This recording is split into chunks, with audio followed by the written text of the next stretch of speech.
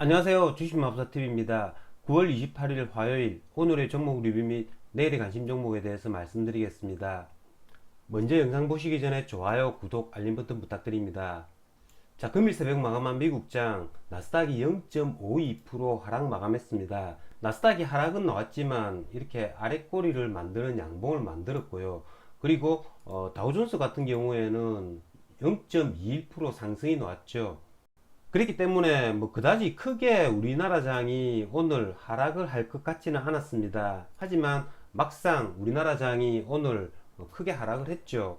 코스피가 1.14% 하락 마감했고요. 코스닥도 2.16% 하락 마감했습니다. 오늘 아시아 증시 보시면 뭐 크게 하락한 나라는 없습니다. 대만이 0.76% 하락하긴 했지만요. 뭐 흥다 사태가 있는 중국조차 0.54% 상승이 나왔고요. 홍콩 항생지수 같은 경우에도 1.2% 상승이 나왔다라는 거죠. 장이 끝나고 나서 이렇게 우리나라 장이 하락한 까닭을 뭐 두 가지 이유를 들어서 설명을 하고 있는데요. 9월 30일이죠. 9월 30일까지 미국 예산안이 통과되지 못하면 미 연방정부가 디폴트 선언을 할 수 있다. 그런 불확실성으로 주가가 하락을 했다라는 이유가 한 가지고요. 두 번째는 흥다 사태입니다. 흥다 그룹 같은 경우에는 29일이죠. 그러니까 내일까지 500억 원대 채권 이자를 내야 된다고 합니다. 뭐 그런 두 가지 이유로 우리나라 장이 하락을 했다라고 이야기는 하고 있는데요. 이 두 가지가 현실화된다고 하더라도 장이 뭐 폭락을 하고 뭐 그러지는 않을 겁니다. 하지만 지금 현재 우리나라 증시가 굉장히 허약한 체질을 보이고 있기 때문에 단기간에 이런 충격이 온다면 저점은 확인할 수 있다라는 거죠. 그러면 이런 충격이 만약에 현실화된다면 뭐 3000포인트 이런 지점까지도 뭐 열어놓아야 하겠죠. 일단은 내일 같은 경우에는 미국 나스닥이 지금 현재 나스닥 선물의 하락처럼 1% 이상 이렇게 하락이 나온다면 3050포인트죠. 이 자리까지도 열어놓고 거래를 해야 될 것 같습니다. 그러면 종목 하나하나 보시면서 말씀드리겠습니다. 자, 첫 번째 종목은 현대중공업입니다. 자, 현대중공업 같은 경우에는 제가 전에도 말씀을 드렸죠. 이 수급이 굉장히 중요하다고 말씀을 드렸는데요. 자, 어제 오늘 수급을 보시면 외국인이 매도하는 물량이 이제 나오지가 않습니다.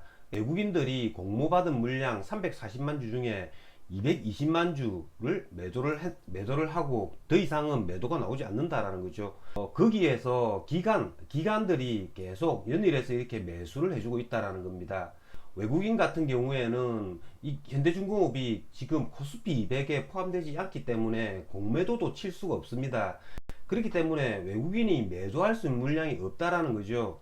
그렇기 때문에 현대중공업 같은 경우에는 뭐 만약에 전체적인 주가가 하락을 해가지고 전체적인 주가가 하락을 해가지고 현대중공업이 95,000원에서 9만원대 초반 이런 부분에서는 저점 매수가 충분히 가능하다라는 거죠. 그건 조금 전에 말씀드린 수급적 측면에서 이게 가능하다라는 겁니다. 9만원대 초반 이런 자리에 오면 충분히 저점 매수가 가능하다라는 거죠.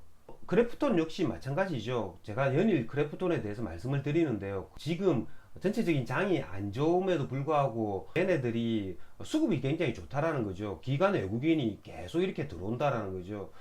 전체적으로 주가가 하락을 해서 개인들만 다시 매도를 한다면 저점 매수가 충분히 가능하다라는 거죠. 하지만 이런 그래프톤 같은 경우에는 기관 외국인이 매도세가 없어야 된다라는 겁니다. 기관 외국인의 매도세가 없고 개인들이 매도를 해가지고 주가가 하락을 해준다면 충분히 뭐 고점 돌파를 노리고 이것도 저점 매수가 가능하다라는 거죠. 자, 다음은 2차 전지 소재주들입니다. 자, 오늘 에코프로 같은 경우에는 10일 이동평균선 부근까지 왔다가 이렇게 다시 보합으로 끝나는 굉장히 강한 모습을 보였죠. 시장에 비해서 굉장히 강했다라는 겁니다. LNF 같은 경우에는 제가 전일 영상에서 말씀을 드렸지만 이렇게 5일 이동 평균선까지 그 장중에 한때 이렇게 왔다라는 거죠. 얘가 만약에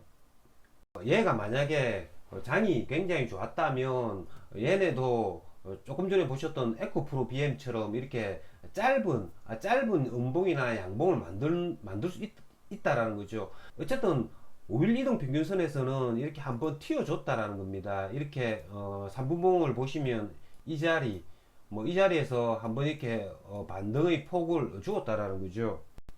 그게 제가 어제 영상에서 말씀드린 5일 이동 평균선 매매를 하시라는 겁니다.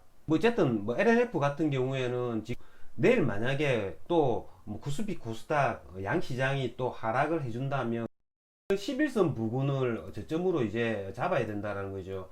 자, 경남스틸 같은 경우에는 오늘 16% 정도 상승을 해주었고요. 오늘 장 같은 경우에는 대부분의 종목들이 다 하락을 했습니다. 그나마 오늘 좋았던 섹터가 정유, 석유, 그리고 가스 관련주였죠.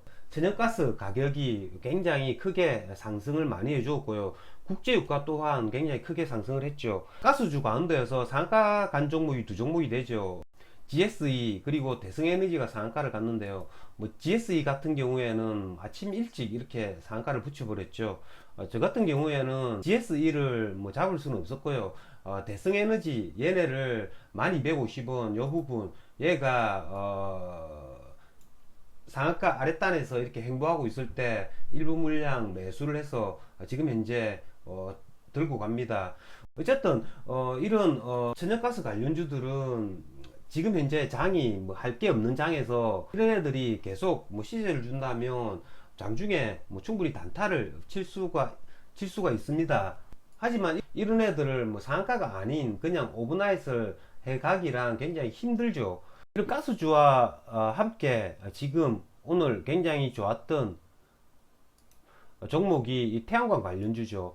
OCI 같은 경우에는 이렇게 1차 상승을 이렇게 해주었고요. 그게 그 다음에 이렇게 조정을 받다가 다시 한 번 더 랠리를 하는 그런 모습을 보이고 있습니다.